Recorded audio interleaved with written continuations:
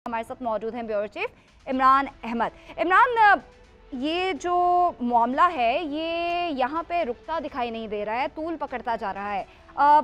इस तरह के इंतशार का अब हमारा मुल्क मुतहम्मिल नहीं हो सकता।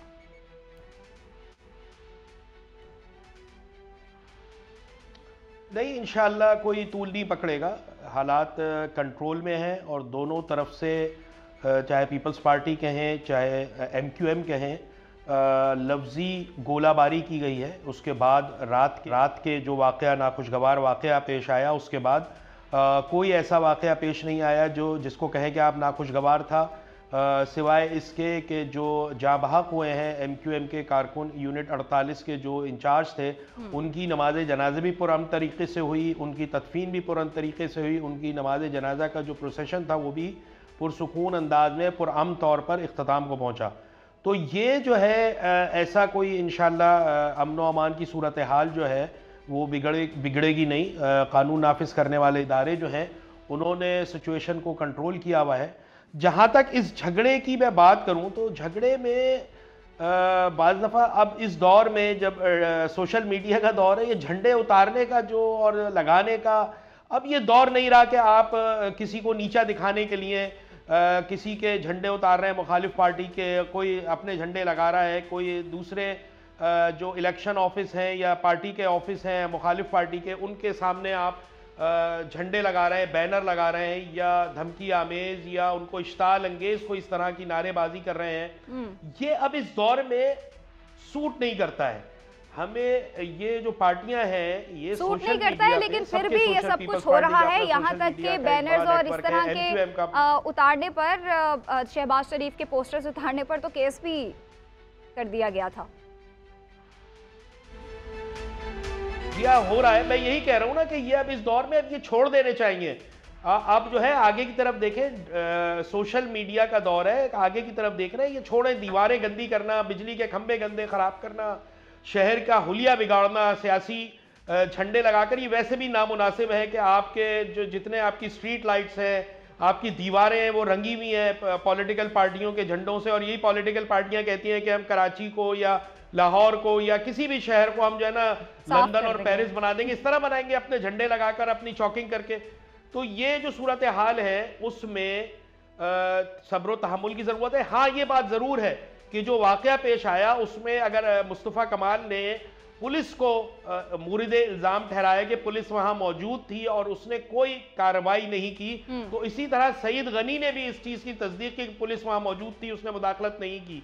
तो ये पुलिस की कोताही जरूर है कि पुलिस ने मुदाखलत क्यों नहीं की। जो DIG साहब आके बाद में प्रेस कॉन्फ्रेंस कर रहे हैं कि हम कानून किसी को हाथ में नहीं लेने देंगे, तो उन्होंने हाथ में लेने दिया कैसे? बिल्कुल, ये पहले क्यों नहीं पेशबंदी की गई? वो कह रहे थे कि जी आइंदा जो है किसी पार्टी के पार्टी ऑफिस के सामने से दूसरी पार्टी की रैली नहीं गुजरेगी, इसका भी हम ख्याल रखें। ये पहले क्यों नहीं किया?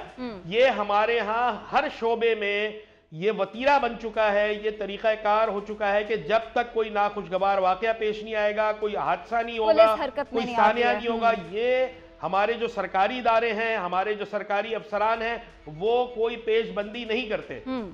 अच्छा इमरान, अगर कुछ हल्कों की बात करें, ये नाखुशगवार वाक़या तो हो गया और उम्मीद करते हैं और दुआ भी करते हैं कि इलेक्शन जो हैं वो सुकून से गुजर जाएं और इस तरह के जो वाक़यात हैं अब दोबारा से हमें देखने का ना मिले। कराची में नाज़रीन आपको बताएं तो 22 कौमी और सूबाई असम्बली की 47 नशिस्तें हैं। अगर 246 की बात कर लें तो यहाँ पे कांटे का मुकाबला देखने में आ रहा है, क्योंकि एक हल्का है जहाँ पे जमात इस्लामी के हाफिज़ नईमुर रहमान हैं इसमें और MQM के अमीनुल हक हैं। बताएगा सूरत हाल क्या है, वहाँ की आवाम क्या कहती है?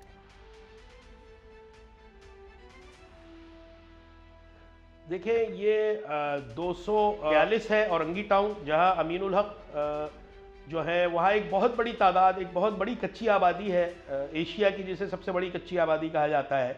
औरंगी टाउन एक बहुत बड़ा एरिया है जिसमें ज़्यादातर तादाद बिहारियों की है। हमारे बिहारी जो बांग्लादेश से हिजरत करके आए या जो बिहार से भारत से हिजरत करके आए वो यहाँ आबाद हुए, और अमीनुल हक भी उसी कम्युनिटी से ताल्लुक़ रखते हैं और वो वहाँ से जीतते आए हैं। ये MQM के अब से नहीं, 1986 से लेकर अब तक इनकी रिवायती नशिस्त रही है जिसमें ये हमेशा जीतते चले आए हैं। पिछले इलेक्शंस 2018 में भी ये नशिस्त MQM ने जीती थी। और जमात इस्लामी इस वक्त है, बिल्कुल है, उनकी एक उन्होंने हाफिज़ नईम साहब ने एक शहर में एक बहुत बड़ा रुझान पैदा किया हुआ है जमात इस्लामी की तरफ। जलसा भी किया है उन्होंने कल, और रोज़मर्रा की बुनियादों पर वो मुख्तलिफ मसाइल पर वो प्रेस कॉन्फ्रेंसेस भी कर रहे हैं, धरने भी दे रहे हैं, जलसे भी कर रहे हैं। तो बेशक वहाँ पे एक मुकाबला सख्त है। अच्छा इमरान, मुझे बताएगा ये दीगर जमातों की आपस की चपेकलश और लड़ाई में क्या जमात इस्लामी को आपको लग रहा है कि वहाँ कोई फायदा होगा? और सुने कि ये हाफिज नईम का दूसरा, जी हाफिज, मैं आपको ये जरा कंटिन्यू करूँ वहाँ से। हाफिज नईम का दूसरा हल्का जो है वो 244 है, 250 है, जो नॉर्थ नाज़िमाबाद का है। वहाँ से भी मुकाबला है। वहाँ पे फरहान चिश्ती हैं जो MQM के मकतूल रहनुमा थे, खालिद बिन वलीद उनके भाई हैं। तो वहाँ पर भी एक जमात इस्लामी की एक होल्ड है, वहाँ पे कह सकते हैं जमात इस्लामी के हामी रहते हैं, जमात इस्लामी के वोटर्स रहते हैं। तो दूसरी तरफ MQM का भी एक रिवायती नशिस्त है जो वहाँ से उनको हासिल होगी। इसके अलावा नशिस्त दूसरी सेंट्रल में 247 है, ख्वाजा इजहार है, वो भी एक रिवायती नशिस्त है। वहाँ से कोई ऐसे काबिल ज़िक्र जो है पार्टी का कोई उम्मीदवार खड़ा नहीं है। फिर 248 है जिसमें खालिद मकबूल सिद्दीकी खुद है, वो भी एक रिवायती नशिस्त है जिसमें अजीज़ाबाद, फेडरल बी एरिया और ये सारे इलाके हैं। 249 सेंट्रल का मैं आपको सारा बता रहा हूँ जो इंपॉर्टेंट है बहुत ज्यादा। 249 जो है वहां से अहमद सलीम सिद्दीकी है, वो भी जहां पे ये वाकया हुआ है 249 जहां पे ये कल ये वाकया हुआ है, यहाँ से अहमद सलीम सिद्दीकी साहब हैं, एक बहुत पुराने और मजे हुए MQM के सियासतदान हैं। उनकी भी ये भी एक रिवायती नशिस्त है MQM की।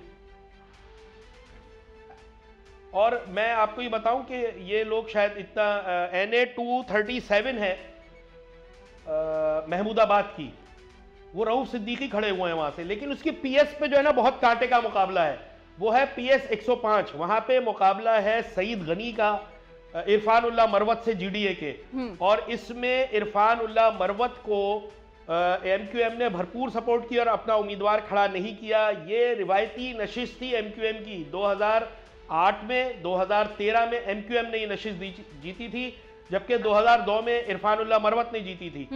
तो ये नशिस्त, और पिछली दफा जाहिर है सबको पता है क्या हुआ था, और ये MQM इस तरीके से मुनज़्ज़म नहीं थी, बड़ी बिखरी हुई थी, तो MQM इस पर ज़्यादा तवज्जो नहीं दे सकी और यहाँ से हार गए थे। लेकिन ये जो आपकी अब नशिस्त है, ये सईद गनी के लिए बड़ा चैलेंज है।